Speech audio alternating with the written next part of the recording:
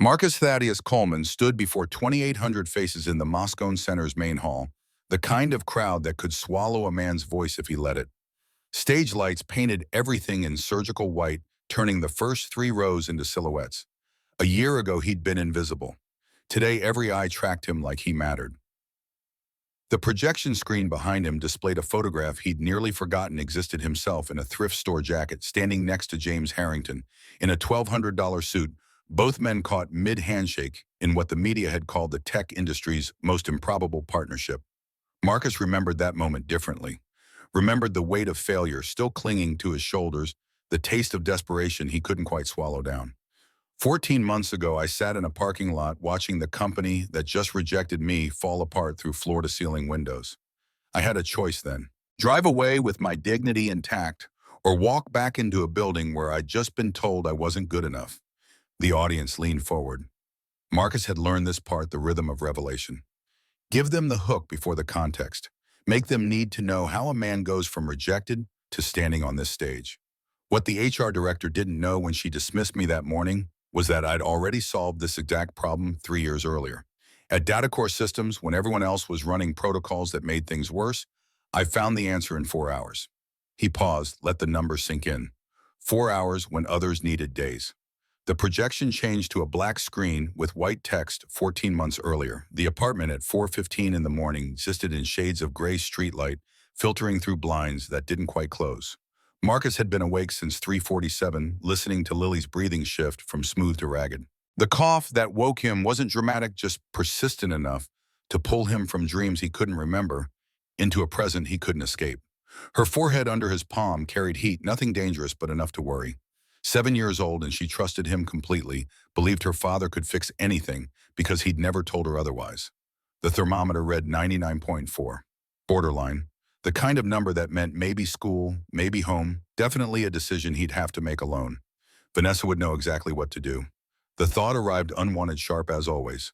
3 years since the accident, and his mind still reached for her in moments like these, still expected to hear her voice from the hallway saying something practical about fluids and rest.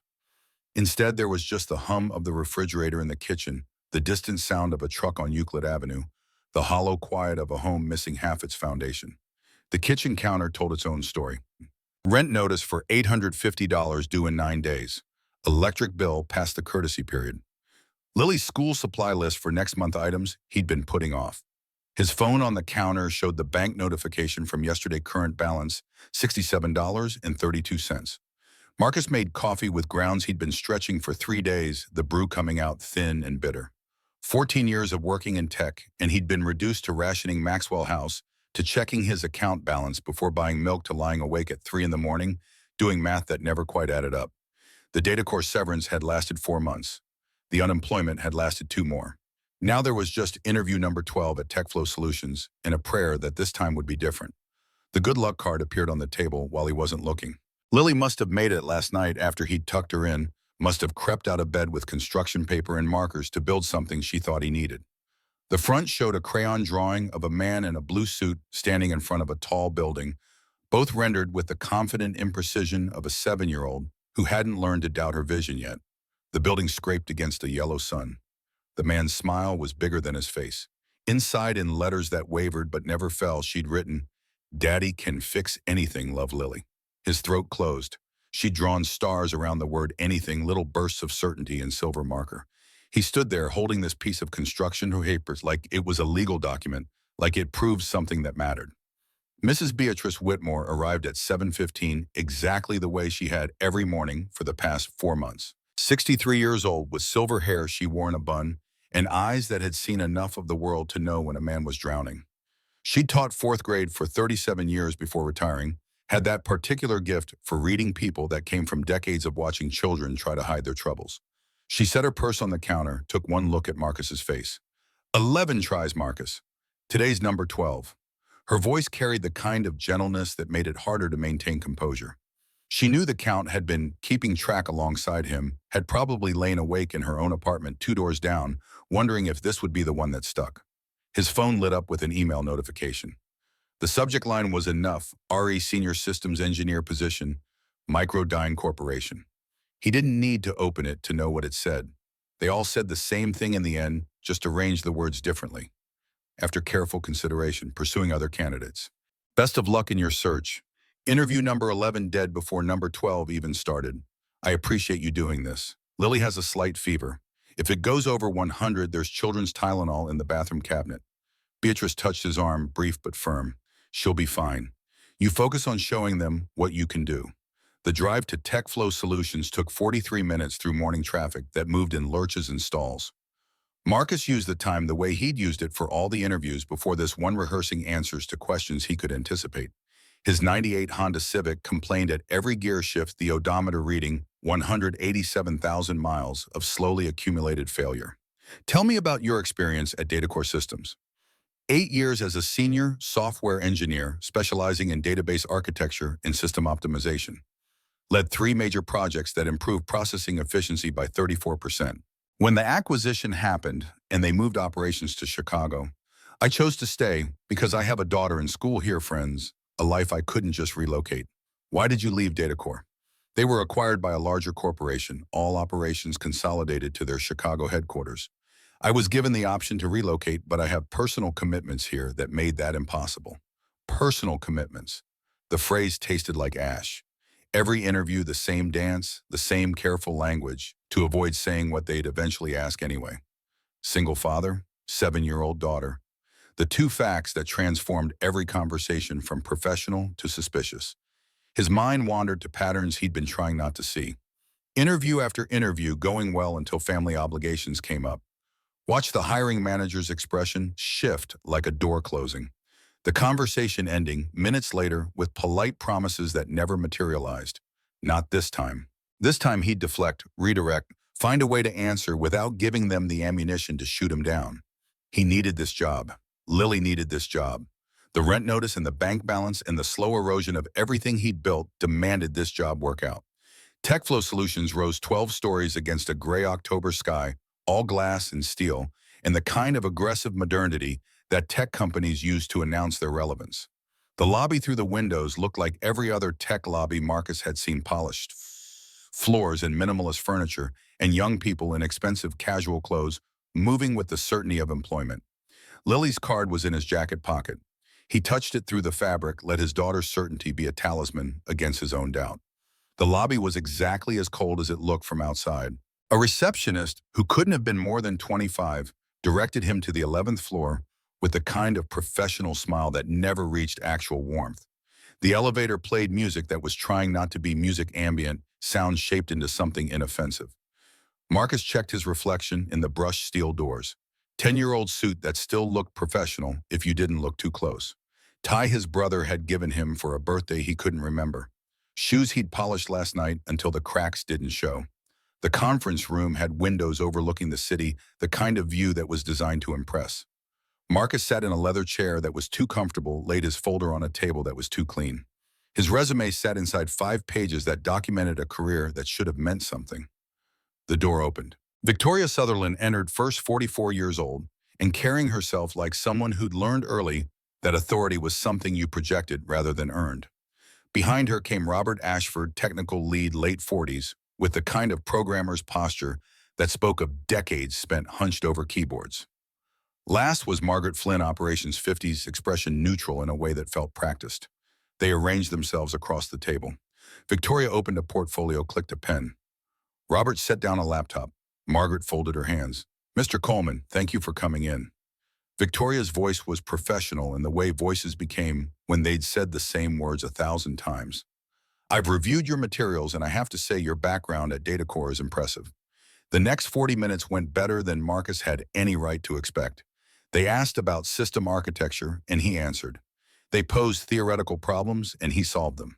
Robert's questions grew increasingly technical, and Marcus met everyone drawing on 8 years of experience dealing with challenges these people had only read about. He explained the database corruption crisis at DataCore, how he'd traced a catastrophic cascade failure to a single corrupted verification file, how he'd solved in 4 hours what the entire team had been wrestling with for 2 days. Robert leaned forward. "How did you identify the source when everyone else missed it?" Most engineers look for complex solutions to complex problems. Sometimes the answer is simpler than we want to believe. I checked the backup validation protocols, noticed the timestamp was wrong. The process had failed but logged success. Everything built on that false foundation was corrupted. Once I bypassed the automated validation and forced a manual rebuild, the restore worked perfectly. Margaret made a note. That's impressive diagnostic work. 43 minutes in, and Marcus let himself believe this might actually work. Then Victoria's expression shifted, subtle but unmistakable. Mr. Coleman, I see there's a 6-month gap in your employment history. Can you explain that? The question landed like it always did, innocent on the surface and loaded underneath. Marcus had practiced this answer, refined it across a dozen rejections. Datacore was acquired by a larger corporation. They decided to consolidate all operations to their Chicago headquarters. I was given the option to relocate, and you chose not to. I have commitments here that made relocation impossible. Victoria's pen paused on her notepad. What kind of commitments? Aging parents? Other family obligations. The room got smaller. Marcus felt the walls closing in, felt the familiar weight of having to choose between honesty and having a chance. I'm a single father. My daughter is 7 years old. Her school, her friends, the stability of her life, I couldn't ask her to give all that up. 43 minutes of building credibility evaporated in the silence that followed. Victoria's expression didn't change, but something behind her eyes did. Robert shifted in his seat. Margaret's pen stopped moving. I see. Victoria set down her pen with precision. This position requires significant availability. Mr. Coleman, we're a fast-moving company with demanding project timelines. There are weekend work requirements during product launches. Emergency calls at 2 in the morning when systems fail. How would you handle those demands with a young child at home? I have very reliable childcare. My neighbor is a retired teacher available 24/7. Lily's enrolled in an after-school program that runs until 6. I've managed emergency situations before without issue. At Datacore, I never missed a deadline, never failed to respond when the system needed me. Robert leaned back, arms crossed. But Datacore didn't have our demands. We're growing rapidly. We need people who can be fully present when the company needs them.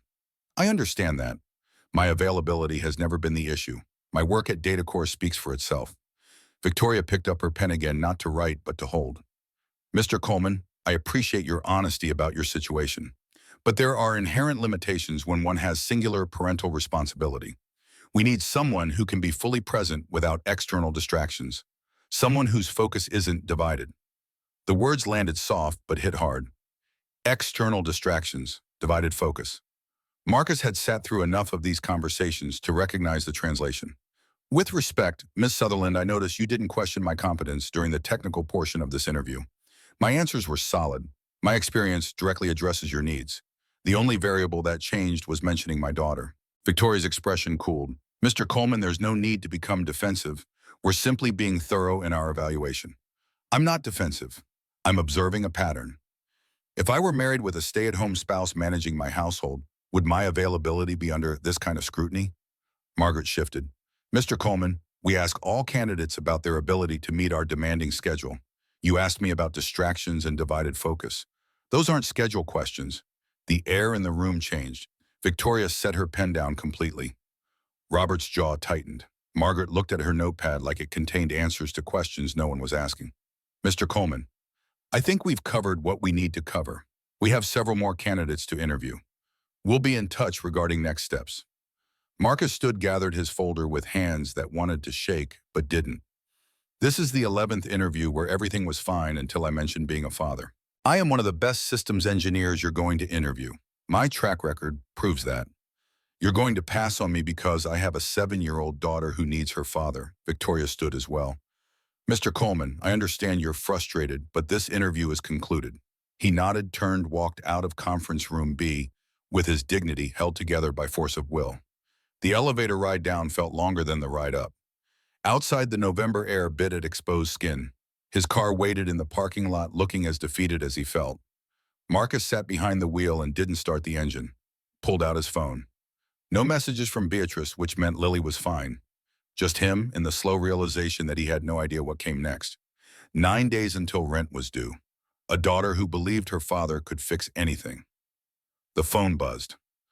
Text from Beatrice. Lily wanted me to tell you she knows you got the job because you're the smartest daddy in the world. Marcus stared at the message until his vision blurred. Another buzz. Email from a company he'd applied to 3 weeks ago. Dear Mr. Coleman, after careful consideration of all applicants, we have decided to move forward with other candidates whose experience more closely aligns with our current needs. Interview number 13 rejected before it even happened. Marcus let out a breath that had been trapped in his chest since the interview ended. He should start the car, should drive home and figure out how to tell Lily that Daddy didn't get this job either. Instead, he sat, and through the windshield, through the floor-to-ceiling windows of TechFlow Solutions, he watched something he didn't immediately understand. People were running, not walking quickly or moving with purpose, but actually running through the lobby. A man in an expensive suit had to be someone important, based on the way others moved around him. Stood in the center, gesturing sharply, mouth moving, in what looked like shouting. Even though Marcus couldn't hear him through the glass, more people converged. Computer monitors were being wheeled across the floor. Someone sprinted past carrying equipment cases. The expensive suit man grabbed another employee by the shoulder, clearly demanding something. Marcus's engineer brain kicked in, automatically trained after 8 years to recognize the signatures of technical crisis. This wasn't a fire alarm or building evacuation. This was system failure, the kind that made executives panic and sent technical staff scrambling. A van pulled into the parking lot near the entrance emergency response vehicle. 2 men in matching polo shirts jumped out carrying heavy equipment cases and ran toward the entrance. Marcus could see the company logo now, DataBridge Emergency Response. Another van arrived 30 seconds later. Different company, same urgency. TechFlow was calling in multiple consultant teams, which meant whatever had gone wrong was bad enough that their internal staff couldn't handle it. He should leave. This wasn't his problem. These were the same people who'd spent 43 minutes evaluating his competence before deciding a 7-year-old daughter made him unreliable. But the engineer in him couldn't stop analyzing. Database issue had to be. Through the windows, he could see error messages on screens, the distinctive red warnings of system cascades. The crisis inside TechFlow was getting worse. More consultants arriving. More equipment being hauled in. The expensive suit man now surrounded by what had to be his executive team, all of them focused on a laptop someone had set up on a lobby table. He recognized the pattern because he'd seen it before. At DataCore in 2022, the entire engineering team had worked for 2 days on a database corruption that was bringing the company to its knees. Marcus had fixed it in 4 hours by finding a single corrupted validation file that no one else thought to check. This looked exactly like that. Lily's voice in his memory. When people need help, you help them. That's what heroes do.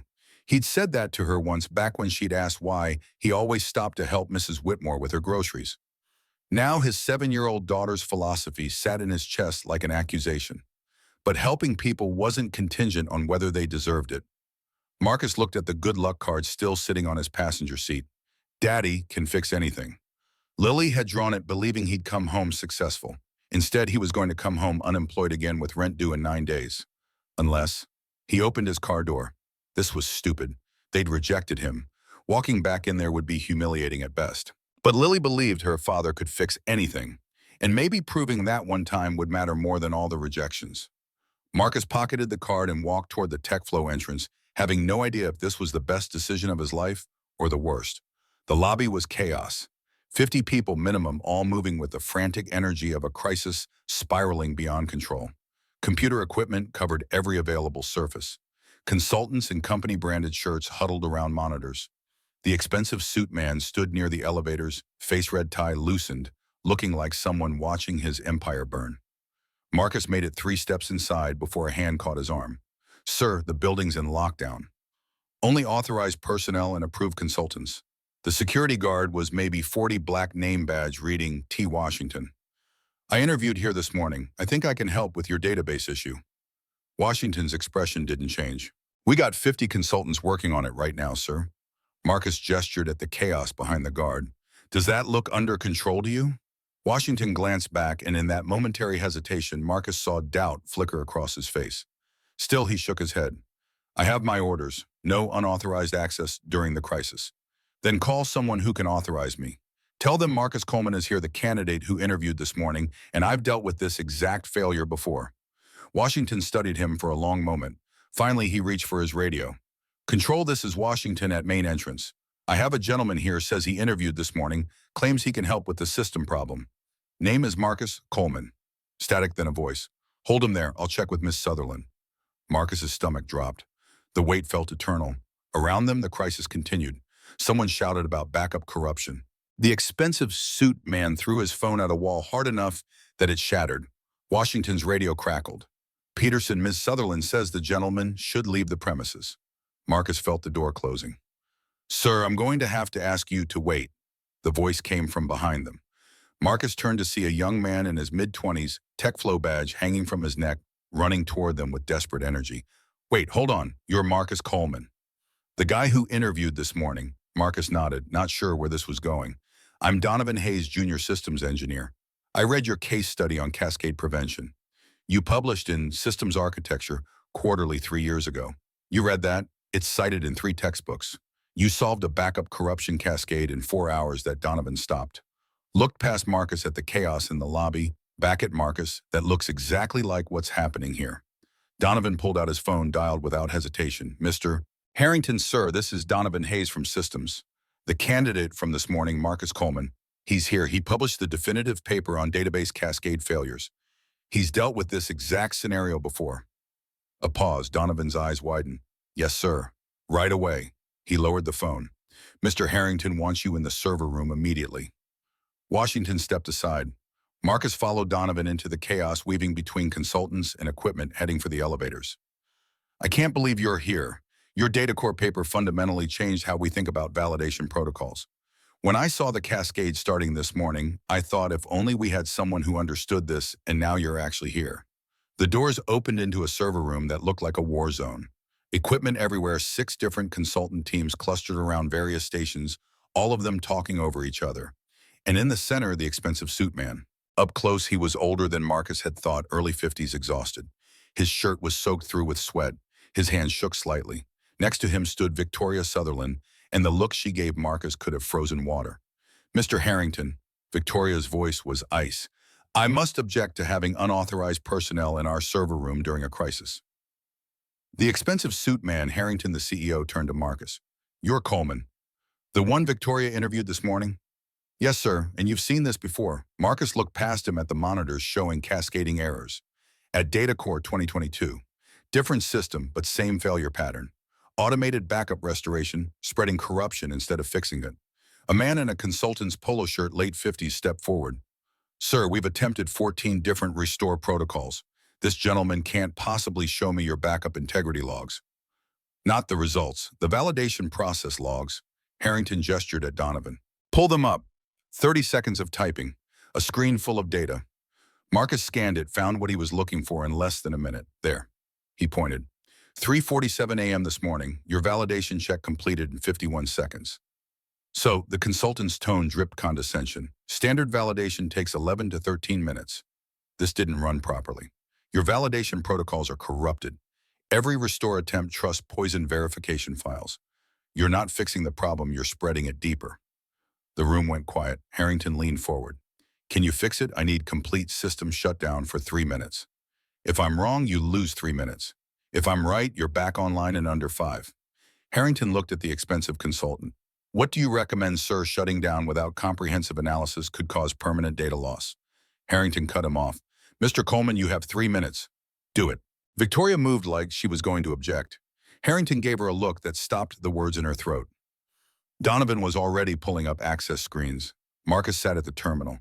8 years of experience focused into one problem. Behind him, 50 people watching consultants who'd spent 4 hours failing, now forced to watch an unemployed engineer either save the day or make everything worse. His fingers moved across the keyboard. Shut down automated restore protocols. Navigate to the validation directory buried 3 layers deep. The corrupted files sat there innocuous, marked as clean by checks that had never properly run. Someone gasped. You can't just delete core validation files. Marcus deleted them anyway. Force the system to regenerate from the archived baseline.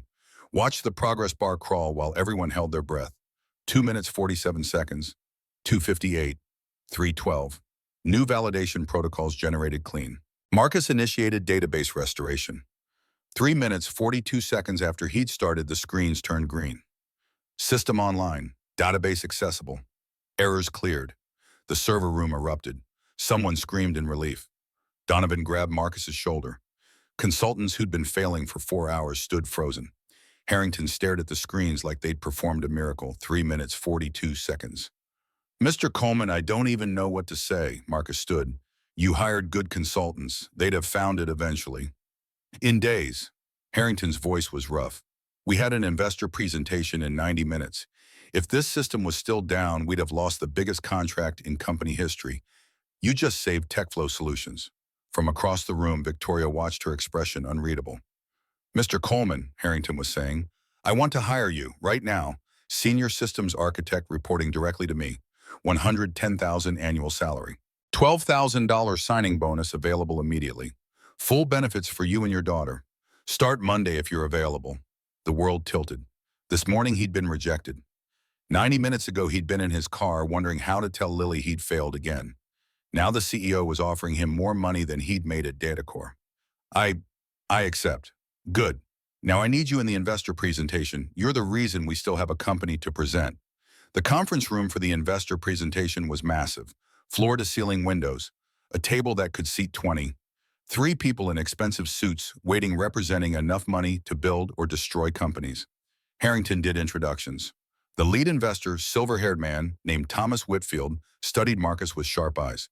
Mr. Coleman James tells us you resolved their system crisis in under 4 minutes. 3 minutes, 42 seconds. But your consultant teams had already done most of the diagnostic work. I just saw the pattern they were missing. Modest. Whitfield smiled. I appreciate that. I understand you were interviewing here this morning. Yes, sir. And the position was initially declined. HR had concerns, Harrington said carefully. I've since overridden that decision. What kind of concerns? Marcus could have stayed quiet. But something about this man's directness made him choose honesty. I'm a single father, Mr. Whitfield. 7-year-old daughter. They felt it posed availability concerns. The room got very quiet. Whitfield leaned back, expression shifting. I see. Long pause. I'm a widower myself, Mr. Coleman. My wife died 17 years ago. I raised 2 children alone while building 3 companies. Another pause. Your daughter is fortunate to have a father who prioritizes her. That's not a liability. That's character. He turned to Harrington.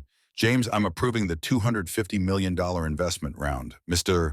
Coleman's presence on your team gives me confidence that you're building something sustainable.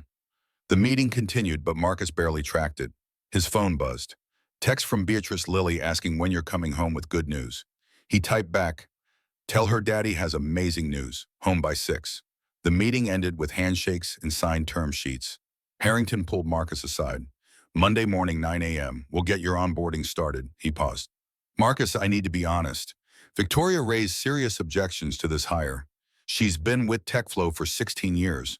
I'm overriding her judgment based on what I saw today, but that creates tension. I understand. She has power here. Making an enemy of her could make your life difficult. Marcus thought about the rent notice, Lily's absolute faith that her father could fix anything.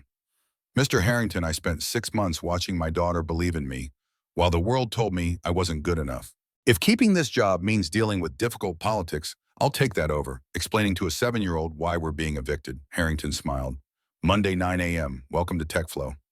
The drive home took the same 43 minutes, but the world looked different. Same streets, same traffic, same struggling Honda.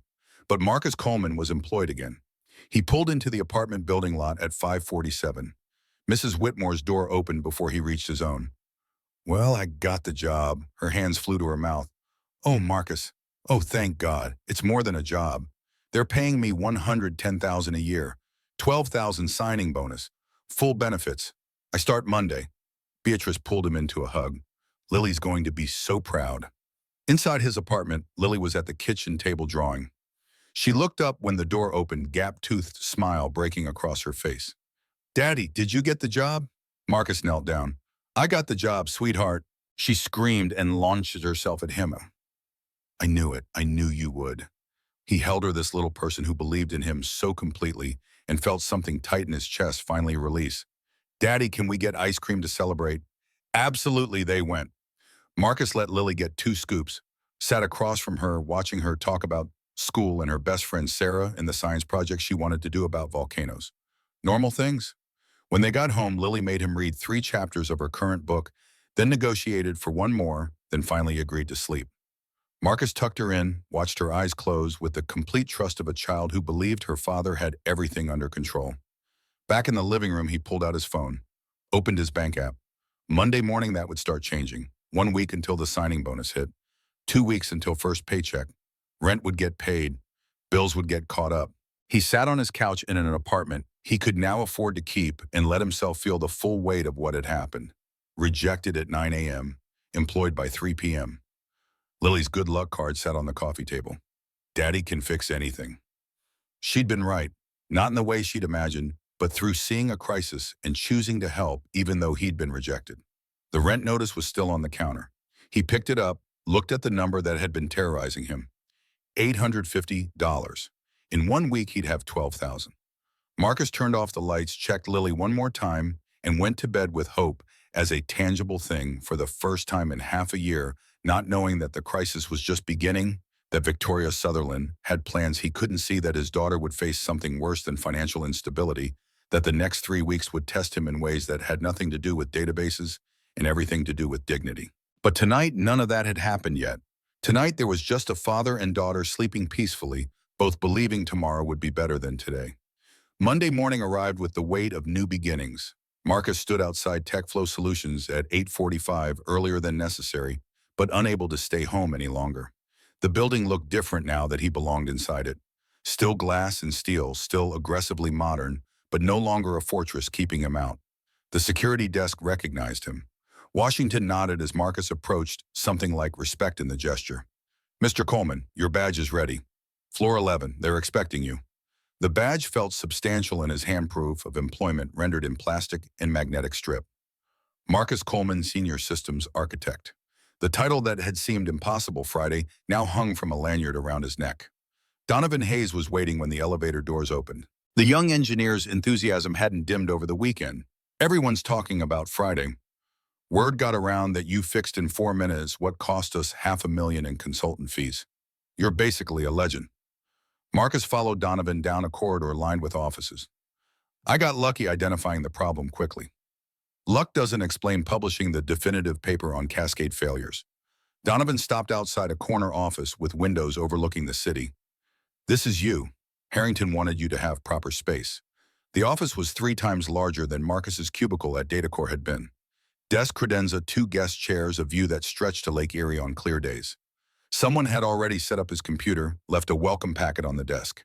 "Team meeting at 10 to introduce you to everyone. Until then, get settled. System access should be live." Marcus sat in the leather chair and logged into the network with credentials that had been created over the weekend. His access level was higher than expected CTO-level permissions that opened nearly every system in the company. Harrington clearly wanted him to have the tools to prevent another crisis. The welcome packet contained standard orientation materials, org charts, company policies. Buried in the middle was a printed email from Victoria Sutherland to Harrington dated Saturday morning. Someone had included it deliberately, though Marcus couldn't guess who. The email was clinical in tone, but venomous in content. Victoria outlined her concerns about hiring decisions made under crisis conditions without proper vetting, mentioned liability issues with granting high-level access to new employees, suggested a probationary period with limited permissions. The last paragraph made her position crystal clear. "I must formally register my objection to this hire. Mr. Coleman may possess technical skills, but his personal circumstances present ongoing risk to company operations." Marcus read it twice. So this was how it would be. Victoria had lost the battle Friday, but the war was just beginning. His phone buzzed. Text from Beatrice had dropped Lily at school. She told everyone her daddy is a systems architect now. Teacher looked impressed. The image of Lily proudly announcing his new job made him smile despite the email. That's what mattered, not Victoria's objections or office politics, but being able to provide for his daughter. The team meeting assembled in a conference room on the 11th floor. 15 engineers, mix of ages and backgrounds, all watching Marcus with varying degrees of curiosity. Harrington made introductions, kept it brief. Marcus Coleman joins us as Senior Systems Architect after demonstrating expertise that saved this company Friday. He'll be working directly with me on infrastructure integrity and crisis prevention. Make him feel welcome. The engineers introduced themselves. Most seemed genuinely pleased to have him. A few looked skeptical, probably wondering if Friday had been a fluke. One older engineer, Peter Drummond, current CTO, looked actively hostile. After the meeting, Drummond cornered Marcus in the hallway. His voice was low enough that others couldn't hear. "I've been CTO here for 11 years. Built most of the systems you fixed Friday. Harrington bringing you in at this level, giving you access that took me years to earn, Doesn't sit well. I'm not here to step on anyone's territory. Territory gets stepped on when someone jumps the line. Drummond walked away without waiting for a response. Donovan appeared at Marcus's elbow. Don't worry about Peter. He's been phoning it in for 3 years. Everyone knows it. Harrington knows it. That's probably why you're really here. The morning passed in a blur of system reviews and technical documentation. Marcus absorbed everything he could about TechFlow's architecture, identifying vulnerabilities, noting places where Friday's crisis could have been prevented with better protocols. At 2:30, his desk phone rang. Harrington's assistant requesting he come to the 12th floor. The CEO's office was twice the size of Marcus's, decorated with the kind of minimalist expense that came from having money long enough to stop announcing it. Harrington gestured to a chair. How's your first day educational? Your systems are solid, but there are gaps in your validation protocols that make cascades possible. That's why you're here. Harrington pulled up something on his computer, turned the screen so Marcus could see. Security logs from Friday night. Someone tried to access our HR database from an external IP address. Attempt was blocked by our firewall. Marcus leaned forward. When 11:47 p.m. Friday, 2 hours after you left the building. The attempt specifically targeted employee records from 2019 to present. Who has access to HR databases internally? Just Victoria and 2 other HR staff. But this came from outside. The IP trace is interesting. Harrington pulled up another screen. It resolves to a residential address in Cleveland Heights, Victoria Sutherland's home. The implications hung in the air between them. Why would your HR director try to access employee records from home on a Friday night? That's what I'm asking you to help me find out. Harrington's expression was grim. I'm giving you access to investigate this quietly. If Victoria is doing something inappropriate, I need to know before it becomes a legal problem. You want me to investigate your HR director on my first day? I want you to use those CTO-level permissions to review what happened and report back. Victoria's been with this company 16 years. If there's nothing wrong, we confirm that and move on. If there's something, I need to know what it is. Marcus thought about the email Victoria had sent Saturday objecting to his hire, about the way her expression had changed during Friday's interview when he mentioned being a single father, about having a child he desperately needed and a boss asking him to dig into something that could make a powerful enemy. I'll review the logs. Back in his office, Marcus pulled up the security audit trail. The attempted access Friday night was sophisticated, using credentials that suggested someone with internal knowledge of the system. The firewall had blocked it because the access was coming from outside the building during non-business hours, triggering automatic security protocols. But what was Victoria looking for? Marcus dug deeper, reviewing not just Friday night, but months of access patterns. HR databases were supposed to be accessed only during business hours, except for emergencies. Victoria's access history showed something different. Multiple late-night logins over the past 6 years, all of them targeting the same file directory, rejected candidate records. His phone rang. The elementary school. Mr. Coleman, this is Principal Garrett. There's been an incident involving Lily. She's not hurt, but we need you to come in. The drive to Lincoln Elementary took 12 minutes that felt like 12 hours. Marcus kept telling himself Lily was fine. The principal had said she wasn't hurt, but his mind generated worst-case scenarios anyway. Principal Garrett met him in the main office, a woman in her 50s with the exhausted patience of someone who dealt with 30 years of elementary school drama. Lily's in my office. Before you go in, I need to explain what happened. The story emerged in pieces. During social studies, Mrs. Delilah Hawthorne had asked students to share what their parents did for work. Lily had proudly announced that her daddy was a systems architect at TechFlow Solutions, that he fixed computers and saved companies. Mrs. Hawthorne had responded by asking Lily if she was sure about that, if maybe she was exaggerating to make herself feel special. Had said in front of the entire class that it was important to be truthful rather than making up stories about their families. Lily had insisted she was telling the truth. Mrs. Hawthorne had suggested that some children from certain backgrounds felt pressure to make their families seem more important than they really were. Marcus felt ice form in his chest. What does certain backgrounds mean exactly? Principal Garrett looked uncomfortable. Mrs. Hawthorne insists she didn't mean anything racial. Just that Lily has been creative in the past about some things. Creative how she told the class last month that her mother was an astronaut. Obviously, that wasn't true. My wife died 3 years ago. Lily sometimes imagines what her mother would be doing if she were alive. That's grief, not dishonesty. I understand, Mr. Coleman. But you can see how a teacher might be concerned about a pattern of exaggeration. Is there a pattern, or is there one instance of a child processing grief followed by a completely true statement that a teacher decided not to believe Principal Garrett had no answer for that. Marcus walked into her office where Lily sat in a chair that was too big for her face, streaked with tears. He knelt down, pulled her into a hug. "Hey, baby, I heard what happened. She said I was lying, Daddy. In front of everyone. Said kids like me make things up. I know, sweetheart, but I wasn't lying. You are a systems architect. You do save companies. You told the absolute truth, and I'm proud of you for that." Lily pulled back, looked at him with eyes too serious for 7 years old. Why didn't she believe me? Marcus had no answer that a child could understand. How do you explain to a 7-year-old that sometimes people make assumptions based on race, that being black meant some people would doubt her truth, that this was just the beginning of a lifetime of having to prove herself? Some people make quick decisions about what's true without checking their facts first. That's their mistake, not yours. Mrs. Hawthorne appeared in the doorway. "Mr. Coleman, I want to apologize for the misunderstanding." Marcus stood slowly. "What specifically are you apologizing for?" The teacher blinked. "I may have been too quick to question Lily's statement. You told my daughter in front of her classmates that children from certain backgrounds feel pressure to exaggerate about their families." "What backgrounds? I didn't mean." "You meant something. What backgrounds were you referring to?" Mrs. Hawthorne's face flushed. "I was trying to teach the importance of honesty.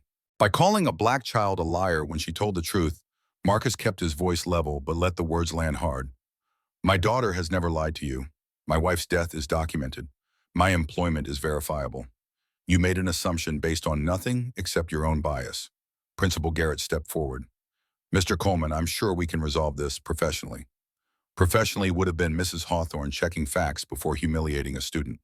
Marcus pulled out his phone, showed his TechFlow badge photo. "Systems architect, $110,000 salary, started today." Everything Lily said was completely accurate. Mrs. Hawthorne looked at the phone, at Lily, back at Marcus. Her mouth worked, but no words came. "I expect a public apology to Lily in front of her class tomorrow. Not a vague statement about misunderstandings, a clear acknowledgement that she told the truth and you were wrong." He took Lily's hand, walked out of the office without waiting for a response. His daughter was quiet until they reached the car. "Daddy, are you mad at Mrs. Hawthorne? I'm disappointed that an adult didn't take the time to verify facts before making assumptions." "What's assumptions?" "When people decide something is true without checking first. Sometimes assumptions are based on how someone looks or where they come from instead of on actual facts." Lily was quiet for a long moment. "Is it because we're black?" The question hit like a physical blow. 7 years old and already understanding that her race shaped how people saw her. Marcus wanted to lie to protect her from this truth a little longer. But Lily deserved honesty. Sometimes, yes, not everyone, but some people make assumptions about black families that they wouldn't make about white families. That's not fair. No, baby, it's not fair at all. They drove in silence. Marcus's mind was splitting into parallel tracks. One track processing what had happened to Lily, planning how to address it with the school, working through the fury and frustration of watching his daughter face racism at 7 years old. The other track still grinding on Victoria's attempted database access, on the pattern of late-night logins, on whatever secret she was protecting. At home, Beatrice had dinner waiting, took one look at their faces and knew something had gone wrong. Marcus gave her the short version while Lily went to her room. Beatrice's expression cycled through shock to anger, to a weary recognition that made Marcus think she'd seen this before. That poor baby. First day you're employed and she has to deal with this. It won't be the last time. Beatrice touched his arm. "No, but how you handle it teaches her how to handle it herself. You stood up for her today. That matters." After dinner, Marcus sat with Lily while she did homework, both of them pretending everything was normal. She went to bed early, exhausted from crying. Marcus tucked her in, watched her fall asleep, and felt the familiar helplessness of being unable to protect his child from the world. His laptop was still in his bag. He pulled it out, logged into TechFlow's VPN, started digging deeper into Victoria's access patterns. 6 years of late-night logins. Always the same directory, rejected candidate files. Marcus pulled the metadata, looking for patterns in what she'd been viewing. What he found made his blood run cold. 43 candidates rejected over 6 years. Victoria had accessed each file multiple times, often late at night after business hours. Marcus cross-referenced the names with demographic data that HR kept for EEO reporting. 38 of the 43 rejected candidates were black or Hispanic. 31 had mentioned being single parents during their interviews. The pattern was too consistent to be coincidence. Marcus pulled up interview notes, found the same coded language repeated across dozens of files. Commitment concerns, availability questions, cultural fit issues.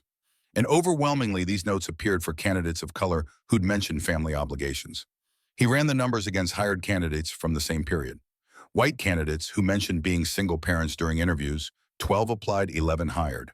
Black candidates who mentioned being single parents, 17 applied, 0 hired. The statistics painted a picture that was legally actionable. Disparate impact discrimination, the kind that got companies sued and HR directors fired. Marcus's phone buzzed. Email from Donovan saw. "You leave early. Everything okay?" He typed back. "Family situation, all handled. Thanks for checking." Donovan's response came immediately. "If you need anything, let me know. Friday, you saved my job. Least I can do is have your back." Marcus stared at that message. "Friday, you saved my job. What did that mean?" He called Donovan's cell. The young engineer answered on the first ring. "What did you mean about Friday saving your job?" Donovan hesitated. "Can we talk in person tomorrow?" "This isn't a phone conversation." The next morning, Marcus arrived at 7, an hour before normal start time. Donovan was already there, looking like he hadn't slept well. They walked to a coffee shop 3 blocks from the office. Donovan waited until they were seated in a corner booth before speaking. "3 years ago, my brother Terrell applied here. MIT computer science degree, 3.9 GPA, internship at Google. Perfect candidate for the junior developer position." Victoria interviewed him. Marcus had a sinking feeling where this was going. 8-minute interview. Terrell timed it. First 5 minutes were standard questions. Then Victoria asked about his personal life. He mentioned having 2 kids, being a single dad. The interview ended at 3 minutes later. Rejection email arrived before he got home. And Friday, Terrell's now a senior engineer at Google, making $185,000. "But Friday, when you walked out of that interview, when I heard you'd been rejected, I knew why." Donovan's hands were shaking slightly. "I've been watching Victoria for 3 years. Noticed the pattern, but didn't know what to do about it. You're the first person who got hired despite her saying no. Why didn't you report it to who HR? Victoria runs HR. Harrington. He rubber stamps her decisions. I'm a junior engineer with a black brother she rejected. Who's going to believe me without evidence? What if we get evidence?" Donovan looked up sharply. "You found something." Marcus pulled out his laptop, showed the access logs, the demographic analysis, the interview duration statistics.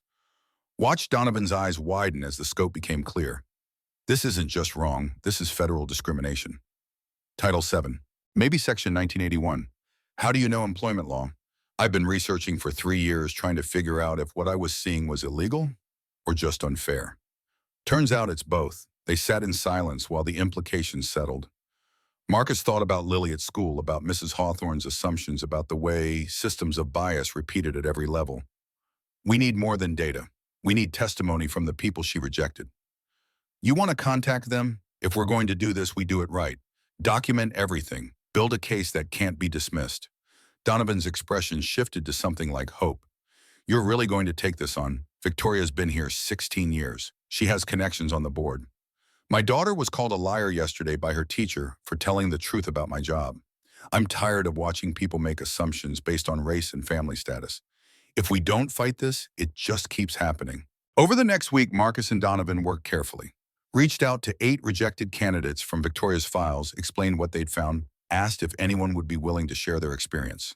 5 responded immediately. Their stories were variations on a theme. Strong interviews until family status came up. Sudden shift in tone. Quick endings. Identical rejection reasons. Cultural fit concerns. Gerald Washington, 39, rejected in 2021.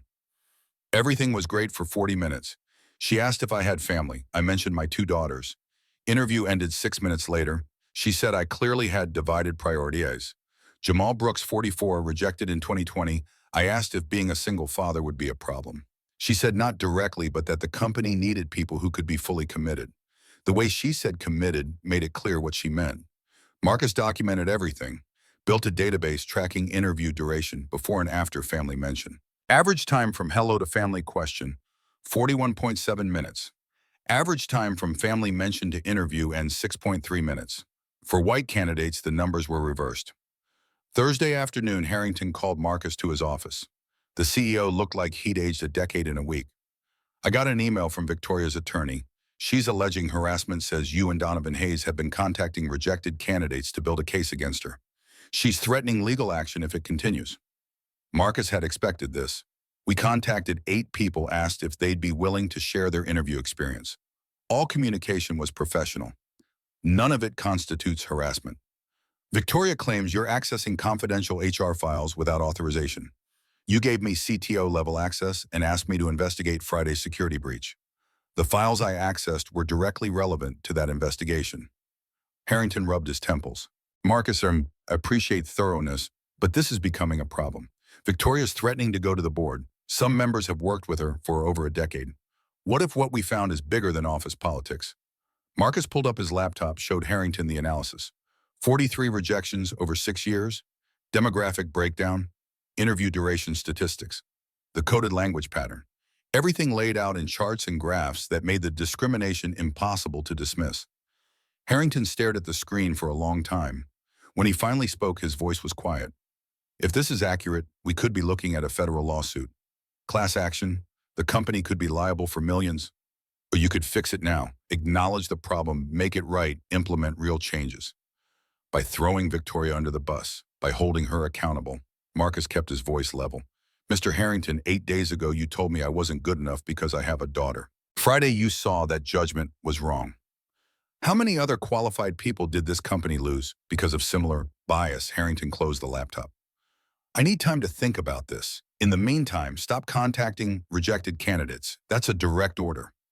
Marcus nodded, but his mind was already working on the next step. If Harrington wouldn't act, there were other options. The Equal Employment Opportunity Commission, the Department of Justice. Whistleblower protections existed for situations exactly like this. That evening, he got home to find Lily unusually quiet. Beatrice met him at the door with a concerned expression. Mrs. Hawthorne apologized to the class today. But something else happened. Lily was in her room drawing the way she always did when processing difficult emotions. Marcus sat on her bed. Hey, baby, Mrs. Whitmore said something happened at school. Lily didn't look up from her drawing. Mrs. Hawthorne said she was sorry for not believing me. Said she should have checked facts first. That's good, right? Then Sarah's mom came to pick Sarah up. I heard her tell Mrs. Hawthorne that maybe she was right the first time. That some parents teach their kids to play victim.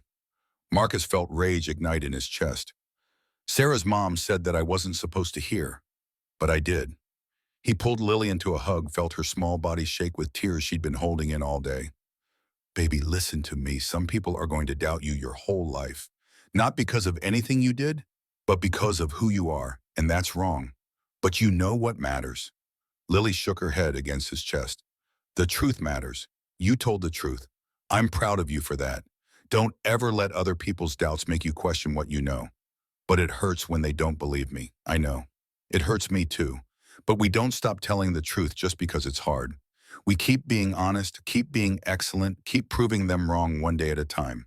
After Lily fell asleep, Marcus sat in his living room with his laptop reviewing the evidence he'd compiled. 43 families affected by Victoria's bias. How many careers derailed? How many children watched their parents get rejected for reasons they couldn't control? His phone rang. Unknown number. Marcus almost didn't answer. Mr. Coleman, this is Thomas Whitfield. We met briefly at the investor meeting Friday. Marcus sat up straighter. Mr. Whitfield, what can I do for you? I heard through some channels that you've been doing research into TechFlow's hiring practices. Channels being Donovan Hayes, whose brother works for a company I have a board seat on. I've been reviewing some irregularities at Harrington's request. Irregularities? Whitfield's tone suggested he knew exactly what kind. Mr. Coleman, I'm going to be direct. I've been in this industry 40 years. I've seen every kind of discrimination there is. If you found something actionable, I want to know about it. With respect, why? Because I invested $250 million in a company I thought was ethical. If there's systemic bias in hiring, that's a material fact I should have been told about. Whitfield paused. Also, I don't like being lied to, and I don't like companies that throw away talent because of prejudice. Marcus made a decision. Sent Whitfield the complete analysis via encrypted email while they were still on the phone. 10 minutes of silence while Whitfield reviewed. Then a low whistle. 43 rejections. Statistically significant disparate impact. Coded language documentation. This is Title VII grounds for federal action. Harrington asked me to stop investigating. Of course he did. This creates massive liability. Easier to sweep it under the rug than deal with it. Whitfield's voice hardened. But I'm on the board, and I don't accept discrimination as a cost of doing business. I'm calling an emergency board meeting for Monday. You'll present these findings. Mr. Whitfield Victoria has 16 years of institutional power. She'll have lawyers. So will you. I'll arrange representation from the firm we keep on retainer. They specialize in employment law. I could lose my job over this. You could lose it anyway if Harrington decides you're more trouble than you're worth. At least this way you go down swinging. Whitfield paused. Mr. Coleman, I'm a widower, raised 2 kids alone while building 3 companies. I know exactly what it costs to be a single parent in the business world. If you've documented systematic discrimination against people like us, we have a moral obligation to address it. Monday morning, 9 a.m., board meeting. I'll send you the formal invitation tonight. Marcus hung up feeling like he'd just jumped off a cliff. There was no going back now. Monday, he'd stand in front of TechFlow's board and accuse their HR director of systematic discrimination. Either they'd act or they'd destroy him to protect themselves. Friday, Harrington called him in again. The CEO looked furious. You went over my head to Whitfield. He called me. I answered his questions. You sent him confidential HR data without authorization. Data you gave me access to when you asked me to investigate. I documented what I found. If that creates discomfort, maybe the problem isn't the documentation. Harrington's jaw worked. Marcus, I don't think you understand the position you're putting yourself in. Victoria has connections throughout this industry. If you make an enemy of her, you could be unemployable. I was already unemployable. 12 interviews in 6 months, all rejected. The only reason I'm sitting here now is because I solved a crisis that 50 consultants couldn't fix. My competence got me hired despite Victoria's objections. Maybe the company should examine why her objections keep blocking qualified candidates. Monday, 9 a.m. Harrington's voice was tight. The board wants to hear your findings. I suggest you prepare very carefully, because if you can't prove these allegations, you'll be the one facing consequences. Marcus spent the weekend preparing his presentation. Charts showing demographic breakdowns, interview duration analysis, direct quotes from rejected candidates, legal precedents for disparate impact claims, everything documented, sourced, defensible. Lily noticed something was different. Saturday afternoon, while they were at the park, she looked up at him with those 2 perceptive eyes. Daddy, are you worried about work a little bit? Sometimes doing the right thing means taking risks. Like when I told the truth to Mrs. Hawthorne, even though she didn't believe me. Exactly like that. Lily held his hand tighter. Beatrice says brave doesn't mean not scared. Brave means doing it even when you are scared. Mrs. Whitmore is very smart. She also said you're the bravest person she knows, because you keep fighting even when things are hard. Marcus pulled his daughter close. You know what makes me brave? You do. Knowing I need to build a world where you don't have to fight as hard as I did. That's worth any risk. Sunday evening, Donovan called. His voice was tight with anxiety. Victoria knows about Monday. She sent an email to the entire board claiming you're a disgruntled employee, manufacturing evidence out of spite for being initially rejected. Did she address any of the actual evidence? Not a word. Just attacked your credibility and motivations. Classic misdirection. When you can't dispute facts, attack the person presenting them. Marcus, if this goes wrong, I'm implicated too. I helped you contact those candidates. You can still back out. Say I pressured you that you didn't understand what we were doing. Donovan was quiet for a moment. Terrell asked me what I was going to do. I told him I was going to stand up and tell the truth. He said that's the brother he remembers. I'm not backing out. Monday morning arrived with the weight of consequences. Marcus dressed in his best suit, the one he'd been saving for special occasions. Picked out a tie Vanessa had given him years ago. Looked at himself in the mirror and saw a man who'd been rejected 12 times hired once and was now betting everything that the truth mattered more than institutional power. Lily gave him a new card at breakfast. This one showed 2 stick figures holding hands, one tall and one small. The words read, Brave Daddy and Brave Lily. Where did you learn to spell brave? Mrs. Whitmore helped. She said, today you're going to do something brave, and I wanted you to remember I'm brave with you. Marcus folded the card carefully, tucked it in his jacket pocket, next to her good luck card from 2 weeks ago. Accumulated talismans of his daughter's faith. The boardroom on the 12th floor was designed to intimidate. Massive table, leather chairs. Windows overlooking the city from a height that made everything below seem small. 7 board members already seated when Marcus arrived. Whitfield at the head of the table, Harrington to his right looking like a man facing execution. Victoria Sutherland to his left with a lawyer Marcus didn't recognize. Whitfield called the meeting to order. Mr. Coleman, you've presented evidence of discriminatory hiring practices. The board has reviewed your preliminary findings. We'd like you to walk us through your analysis in detail. Marcus connected his laptop to the projector. The first slide showed the core statistic: 43 rejections over 6 years, 38 candidates of color, 31 single parents. Victoria's lawyer immediately interrupted. "Mr. Chairman, my client objects to this proceeding. Mr. Coleman has accessed confidential personnel files without proper authorization and contacted rejected candidates in violation of company policy." Whitfield's expression didn't change. Mr. Coleman was given CTO-level access by the CEO and asked to investigate security breaches. The files he accessed were within his authorization. "Continue, Mr. Coleman." Marcus walked them through the data methodically. Interview duration analysis showing the dramatic drop-off after family status mention. Demographic breakdown proving disparate impact. Coded language examples from Victoria's own interview notes. Testimony from 5 rejected candidates describing identical patterns. He projected interview notes side by side. White candidate with children. Strong family values demonstrate stability, good work-life balance, perspective. Black candidate with children. Commitment concerns due to family obligations, availability, questions, cultural fit issues. Same fact. Opposite framing, the bias rendered visible. Victoria's lawyer tried to interrupt 3 more times. Whitfield shut him down each time. "Let the man present his evidence. You'll have opportunity to respond." The presentation took 23 minutes. When Marcus finished, the room was silent. Board member Rebecca Aldridge, late 50s with steel gray hair, spoke first. "Ms. Sutherland, these are serious allegations with significant legal implications. What's your response?" Victoria stood composed, but Marcus could see tension in her shoulders. These hiring decisions were made in good faith based on legitimate business needs. The statistical analysis ignores context and individual circumstances. Many factors go into hiring decisions beyond what can be captured in a spreadsheet.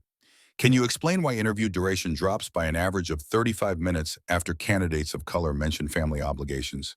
Each interview is different. Some candidates simply weren't qualified. Marcus produces audio recordings. "I have permission from 3 candidates to play excerpts from their interviews. Ohio is a single-party consent state for recording." Victoria's expression flickered. "You can't." The recordings played, professional conversations turning cold the moment family status emerged. Victoria's voice asking leading questions about commitment and availability. Candidates trying to reassure Victoria, responding with barely concealed skepticism.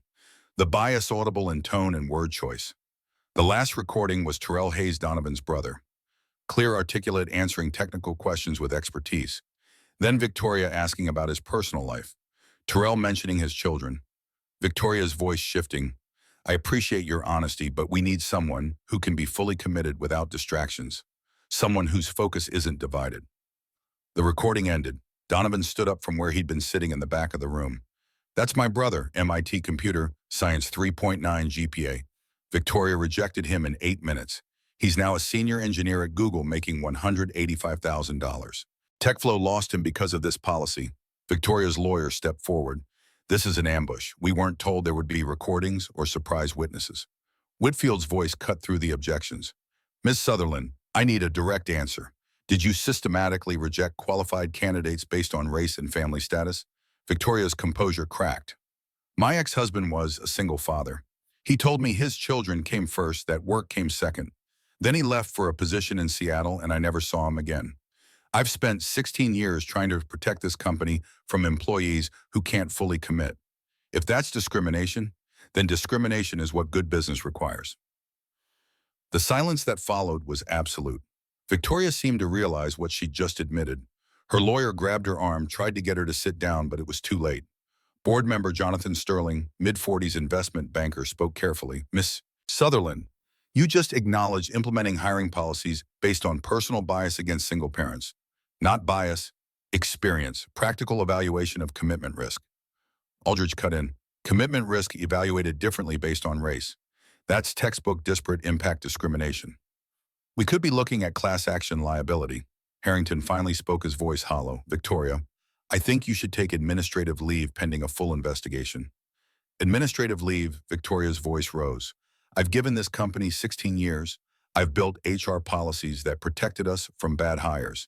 And you're going to throw me aside because one disgruntled employee manufactures a discrimination case." Whitfield stood. "Ms. Sutherland, you're terminated effective immediately. Security will escort you from the building. You'll receive 2 weeks severance. Our legal team will be in contact regarding potential liability. Victoria stared at him. You can't do this.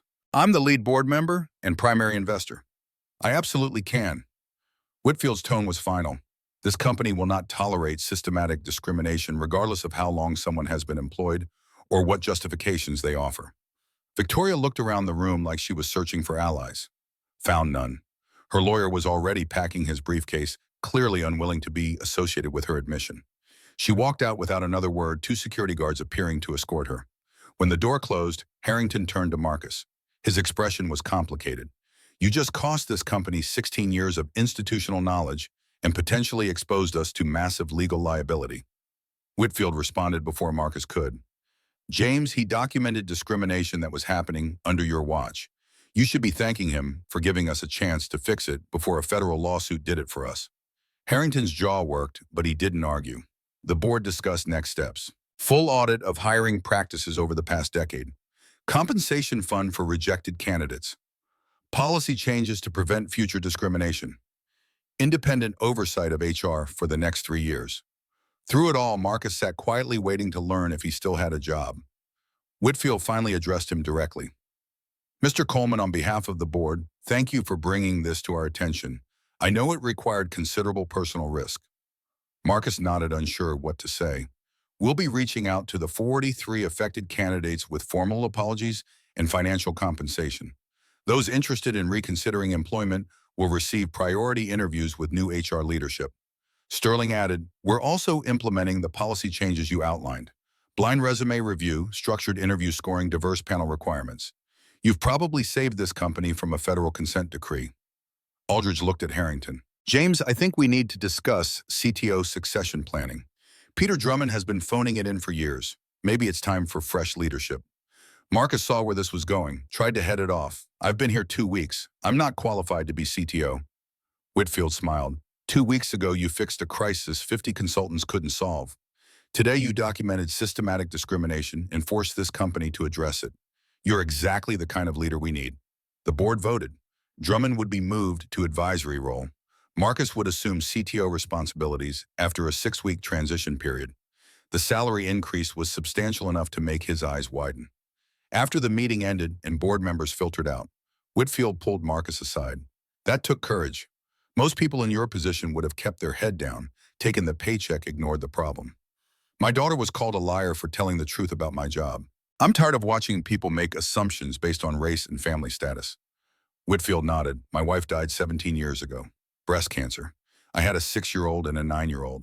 The number of people who assumed I couldn't handle executive responsibility while raising kids alone was staggering. He paused.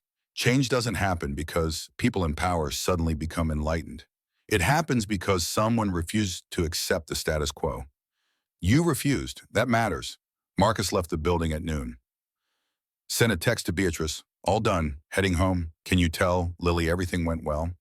Her response came immediately. She's been asking every 20 minutes if you're okay. Come home. We're making celebration dinner.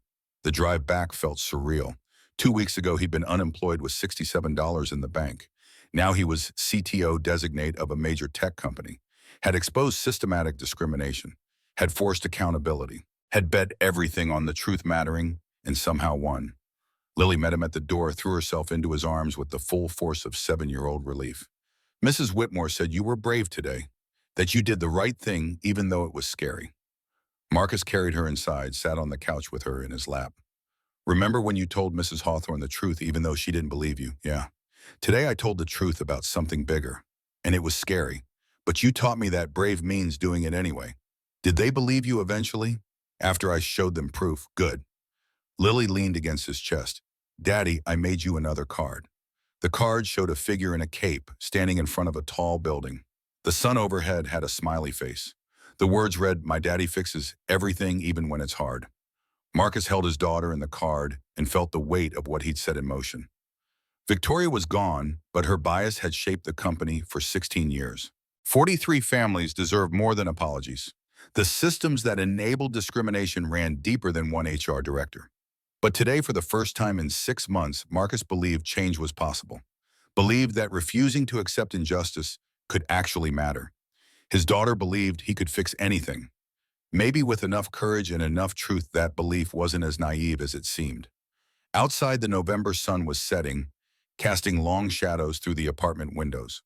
Tomorrow would bring new challenges: implementing policy changes, reaching out to rejected candidates, managing the political fallout of Victoria's termination, learning to be CTO. But tonight there was just a father and daughter celebrating a victory that meant more than employment or salary or title. Tonight they'd proven that truth could overcome bias, that courage could challenge power, that one person refusing to stay quiet could actually change something. Lily fell asleep against his chest. Marcus held her carefully, watched her breathe, and felt something he hadn't felt in a very long time. Hope, not as wishful thinking, but as earned certainty that tomorrow could actually be different than yesterday. The months following Victoria's termination moved with the momentum of things too long delayed.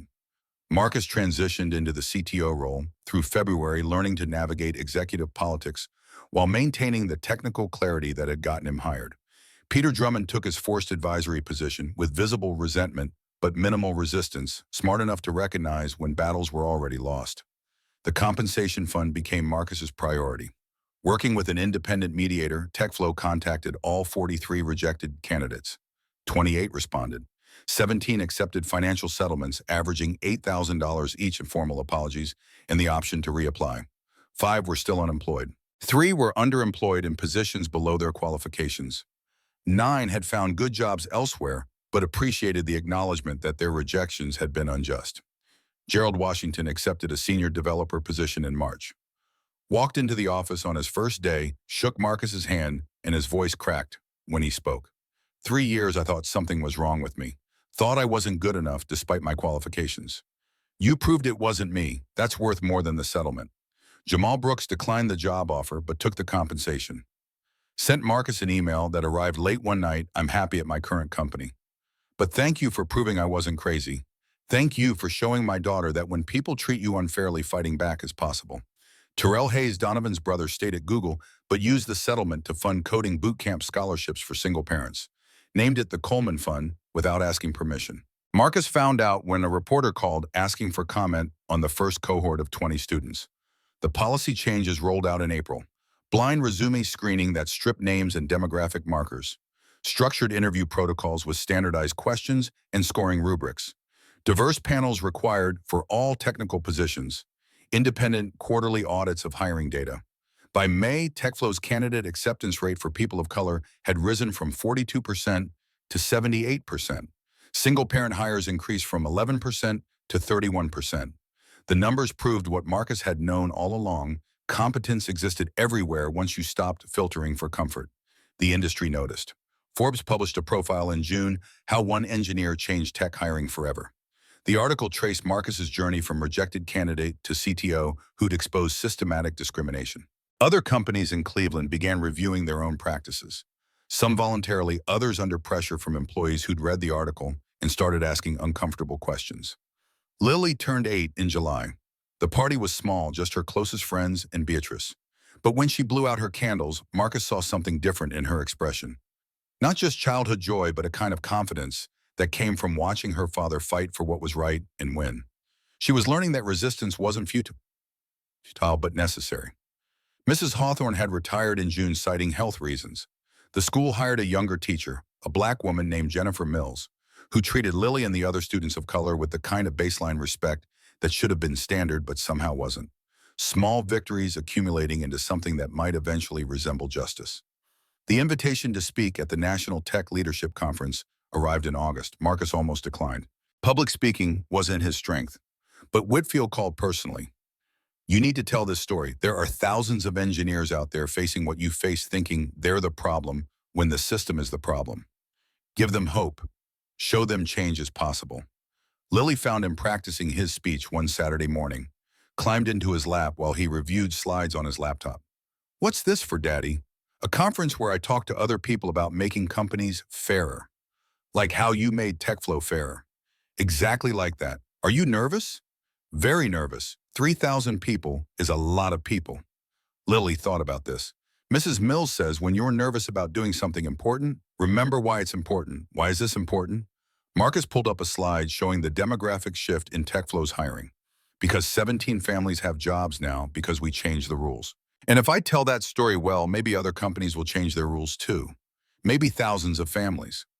Lily studied the numbers like she understood what they meant. Then you should tell it really good. So lots of families get helped. The conference happened in San Francisco the second week of September, exactly 14 months after Marcus had been hired. He flew out alone, leaving Lily with Beatrice. The Moscone Center was massive, the kind of space designed to make individuals feel insignificant. He checked into his hotel room the night before his keynote, reviewed his speech for the 100th time, and barely slept. Morning arrived with the inevitability of consequences. Marcus put on his best suit, the one he'd bought with his first CTO paycheck, looked at himself in the hotel mirror, and saw someone he was still learning to recognize. Not the desperate man from 14 months ago, scrambling for any job that would have him. Someone who'd earned his place through competence and courage in roughly equal measure. The green room backstage held other speakers, people whose names he recognized from industry publications. A woman who'd founded 3 successful startups, a researcher from MIT working on quantum computing, a venture capitalist whose fund had backed companies worth billions. They made small talk that felt like evaluation, everyone measuring everyone else. The conference organizer found him 20 minutes before his slot. "You're trending on LinkedIn already. Word got out about your story. Expect a full room." Marcus's stomach tightened. How full? Every seat. 2,800 registered. We opened overflow viewing in 2 auxiliary halls.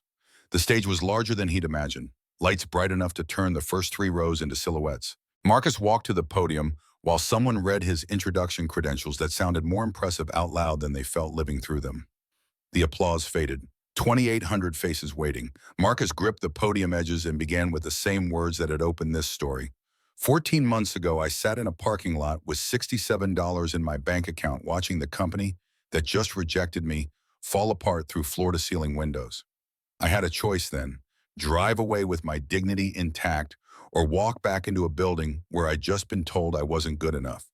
He told the story chronologically. The 12 rejections that had preceded TechFlow. The interview that had gone well until family obligations came up. The dismissal wrapped in coded language about distractions and divided focus. The crisis observed from outside. The decision to help anyway despite having every reason to walk away. The system fixed in 3 minutes 42 seconds while 50 consultants watched.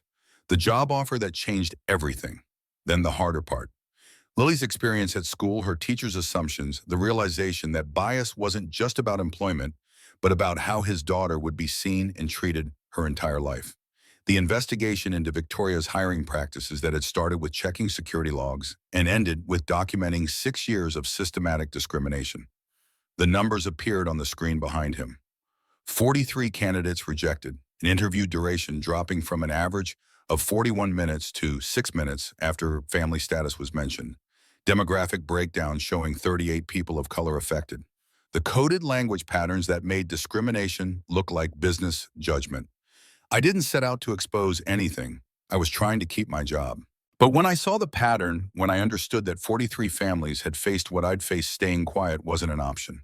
He walked them through the board meeting confrontation. Victoria's admission that personal trauma had shaped 16 years of hiring decisions.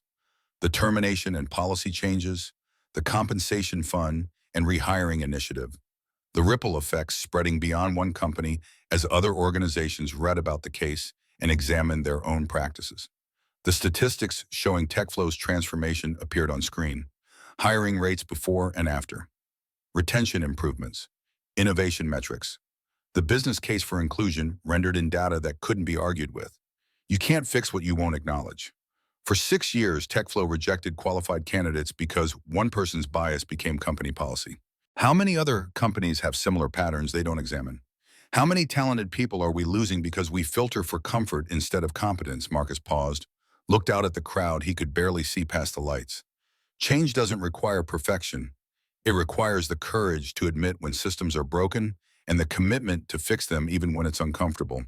Every one of you has the power to examine your hiring practices, to question assumptions, to remove barriers that have nothing to do with competence.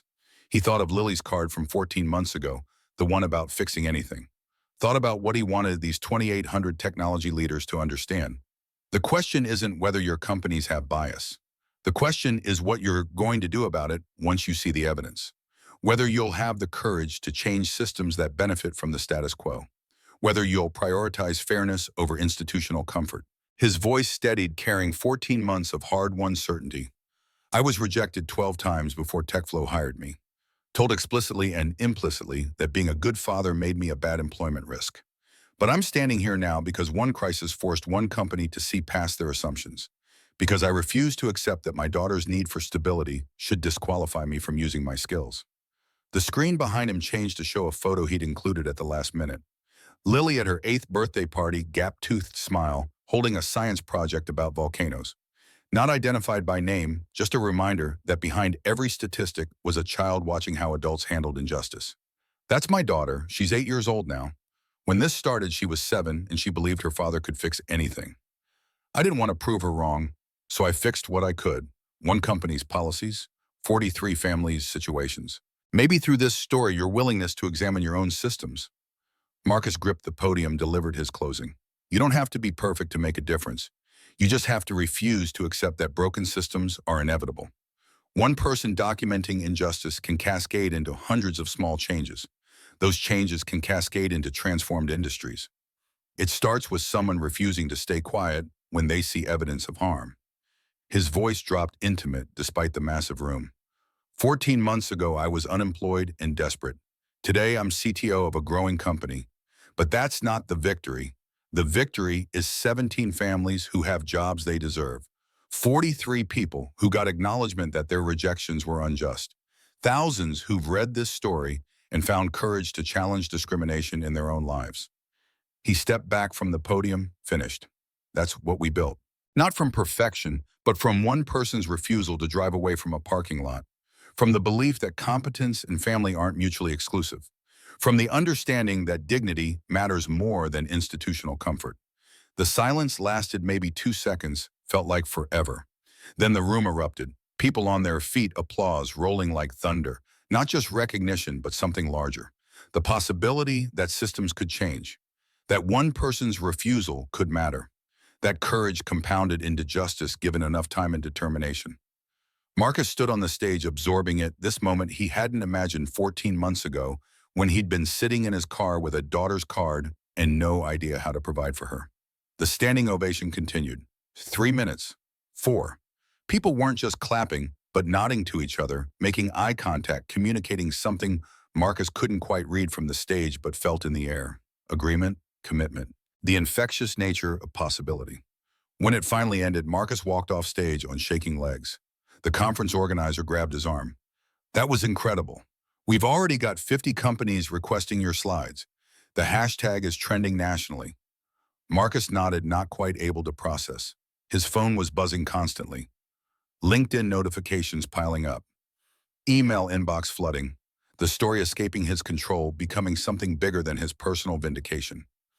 Afterward came the deluge. People approaching in hallways wanting to share their own stories of discrimination. HR directors asking how to audit their practices. Single parents thanking him for making them feel seen. Journalists requesting interviews. One woman in her mid-30s waited until the crowd thinned before approaching. Her name tag read Evelyn Brooks. Mr. Coleman, I'm a single mother of twin boys. I was rejected from 9 positions in 8 months. After hearing your story, I applied to 3 companies last month. Told them up front about my family situation. 2 of them cited your TechFlow case when explaining their family support policies. I start at Vertex Technologies next week. Marcus shook her hand, felt the weight of what she was saying. I'm glad things worked out. You don't understand. Her voice was intense, certain. I was ready to give up on tech completely. Thought I was the problem. Your story showed me the system was broken, not me. That fighting for fair treatment was possible. You changed my life without knowing I existed. She walked away before Marcus could respond. Left him standing in the conference center corridor, understanding for the first time the full scope of what he'd set in motion. Not just 17 families at TechFlow, not just 43 candidates compensated, but thousands of people watching, learning that resistance was possible. The flight home that evening felt different than the flight out. Marcus spent it reading messages from people whose names he didn't recognize, but whose stories he understood completely. Each one a variation on the same theme. You showed me I wasn't alone. You proved the system could change. Thank you for fighting when it would have been easier to stay quiet. The plane descended toward Cleveland through September twilight. Below, the city spread out in patterns of light and shadow. Somewhere down there, Lily was probably already asleep, having waited as long as an 8-year-old could manage before exhaustion won. Beatrice would have tucked her in, read her an extra chapter as consolation for Daddy being gone. Marcus thought about the card Lily had made 14 months ago. Daddy can fix anything. She'd been right, though not in the way either of them had imagined. Not through perfect solutions or heroic interventions, but through refusing to accept that broken systems were inevitable. Through documenting harm and demanding accountability. Through the slow cascade of small changes compounding into transformation. The taxi from the airport took 40 minutes through familiar streets. Marcus watched Cleveland pass by the windows, this city where he'd been rejected 12 times, where he'd nearly lost everything, where he'd somehow managed to build something that mattered from the wreckage of desperation. His apartment building looked the same as always. Same cracked pavement in the parking lot, same faded paint on the exterior. But Marcus could afford to stay here now. Could afford better if he wanted, but this place held memories of survival that felt worth keeping. Mrs. Whitmore's light was still on. She opened her door before Marcus reached his own.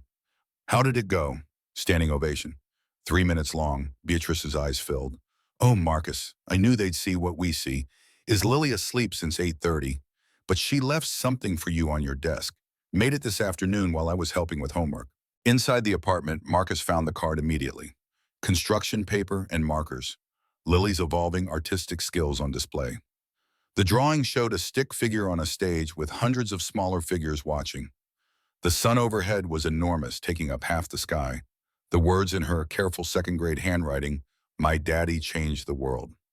Marcus sat at his desk holding this piece of paper, feeling the weight of his daughter's beliefs settling over him like a mantle. She thought he'd changed the world. In reality, he'd changed one company's policies, helped 43 families, inspired maybe a few thousand people through a conference speech. But maybe that was enough. Maybe world-changing didn't require fixing everything everywhere. Maybe it just meant refusing to accept injustice in your corner and trusting that others would do the same in theirs. Enough corners changed, and eventually the whole structure transformed. He pulled out his phone, looked at the messages still accumulating. Requests for consulting, speaking invitations, interview proposals. People wanting pieces of the story, wanting to attach themselves to the narrative of redemption and justice. Marcus deleted most of them, kept a few that seemed genuinely interested in systemic change rather than individual celebrity. This wasn't about becoming some spokesperson for diversity. It was about doing his job as CTO while making sure the changes stuck at TechFlow and sharing what he'd learned with anyone who asked. The DOJ email caught his attention. Official letterhead sent 6 hours ago while he'd been in the air. He opened it carefully. "Mr. Coleman, the Department of Justice Civil Rights Division is announcing new guidance on employment discrimination in the technology sector. Your documentation of disparate impact and coded language patterns at TechFlow Solutions provided a template for identifying systematic bias. We've used your methodology to investigate complaints across 12 states and found similar patterns at 47 companies. Enclosed, please find preliminary results and our appreciation for your contribution to civil rights enforcement." Marcus read it twice. 47 companies, 12 states. His refusal to stay quiet about one company's bias had cascaded into federal investigation of systematic discrimination across an entire industry. He thought about all those families, all those qualified people who'd been rejected for reasons that had nothing to do with competence. How many would get acknowledgement now? How many policies would change because federal investigators had a framework for identifying what Marcus had documented at TechFlow? The number was too large to comprehend. So he focused on what he could measure. 17 families hired at TechFlow, 43 compensated and acknowledged, thousands inspired by a story that proved resistance worked, 47 companies under federal investigation, ripples spreading outward from one man's decision to walk back into a building that had rejected him. Marcus checked on Lily, found her sleeping peacefully with her stuffed rabbit clutched to her chest, kissed her forehead gently, careful not to wake her. Tomorrow he'd tell her about the speech, about the people who'd stood and applauded, about the woman who'd thanked him for changing her life.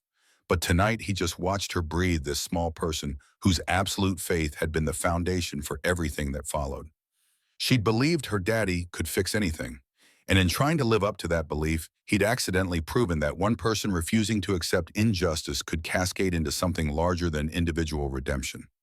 Back in his living room, Marcus sat in the dark city lights filtering through the windows. 14 months ago, he'd been desperate and defeated, sitting in this same apartment, wondering how to tell his daughter they might lose their home. Now he was CTO of a growing company, had exposed systematic discrimination, had helped change an industry's hiring practices, had inspired thousands of people to challenge bias in their own contexts. The transformation felt surreal, not because of the career trajectory or the recognition, but because none of it had been planned. He'd just been trying to survive, to provide for Lily, to keep believing that competence mattered more than bias. Every step had been reaction rather than strategy, necessity rather than ambition. And somehow those desperate reactions had cascaded into systemic change. His phone buzzed one more time. Text from Whitfield. Watch the live stream. You represented TechFlow and the cause of justice brilliantly. The board is unanimous in our support. Take Monday off. Spend it with your daughter. You've earned it. Marcus smiled in the darkness. Monday off. He'd take Lily to the science museum she'd been asking about. Let her ask 1,000 questions about volcanoes and planets and how things worked. Be present with her in a way he hadn't been able to afford when every moment was consumed by survival anxiety. That was the real victory, he thought. Not the title or the salary or the recognition, but the ability to be fully present as a father without the constant terror of financial collapse. The freedom to focus on Lily's development without sacrificing his career or his dignity. The proof that being good at his job and good at being a dad weren't mutually exclusive categories. Outside his window, Cleveland slept under clear September sky. Inside, Marcus Coleman sat with his daughter's card and 14 months of hard-won certainty that courage, compounded that one person's refusal could cascade into thousands of small victories that the world his daughter would inherit, was incrementally more just because he'd refused to drive away from a parking lot when every reasonable instinct said he should. The phone buzzed once more. Email with the subject line. Thank you from Portland, Mr. Coleman. You don't know me, but I wanted you to know your story reached Oregon. I'm a single father who was rejected from 6 positions last year. Read about your case applied to a company that had just implemented policies based on your framework. I start next week. My daughter will have the stability she needs. You gave us hope when we were running out. Thank you for refusing to accept that being a good father makes us less valuable. Thank you for proving that fighting back works. Marcus read the email twice, added it to the folder containing hundreds of similar messages, testimonials from strangers whose lives had been touched by ripples spreading from one man's determination. He thought about responding, decided the message didn't need a response beyond continuing the work, beyond making sure the changes stuck, beyond being the kind of leader who remembered that behind every policy and metric were families who deserved dignity. Tomorrow he'd go back to being CTO, would handle the technical challenges and political complications of running a major department, would push for continued progress on inclusion while managing the resistance that always accompanied change, would live up to the responsibility that came with being someone whose story traveled farther than he could measure. But tonight he was just a father whose daughter believed he could fix anything, who tried his best to prove her right, who'd discovered that sometimes fixing things just meant refusing to accept they were broken beyond repair. Marcus stood, turned off the living room light, checked Lily one final time. She'd shifted in her sleep. Rabbit abandoned one small hand curled into a fist like she was holding on to something precious even in dreams. He pulled her blanket up, tucked it around her shoulders, whispered words she couldn't hear, but he needed to say. We did it, baby girl. We really did it. In the morning, he'd tell her about the speech, about the standing ovation, about the woman from Portland and the 47 companies under investigation and all the ways one person's refusal had cascaded into change. But the most important thing he'd tell her was simpler, that she'd been right all along. Her daddy could fix things. Not everything, not perfectly, but enough. In their corner of the world, they'd proven that courage mattered, that resistance worked, that one family's determination could help hundreds of others find their own strength. And sometimes that was all the world-changing anyone needed to do.